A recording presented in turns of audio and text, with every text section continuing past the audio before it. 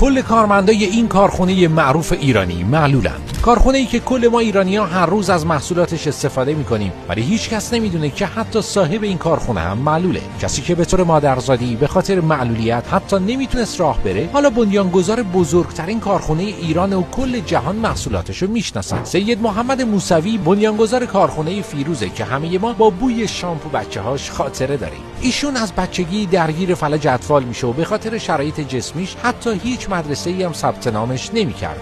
اما اون کم نمیاره و تو سال 79 یه شرکت ورشکسته رو توی مزایده میخره و با 34 کارمند کارشو شروع میکنه و الان به جایی رسیده که بیشتر از 1000 تا کارمند داره که همشون معلولیت جسمی دارن و بالای 135 تا محصول مختلف تولید میکنن. آقای موسوی همیشه آرزو داشت زندگی رو برای بچه‌های معلول قشنگ‌تر کنه و الان با این کارخونه به کل دنیا نشون داد که با جسم معلول هم میشه به موفقیت رسید. به افتخار مردی که از رنج خودش برای هزاران نفر امید ساخت، یه قلب قرمز بفرست.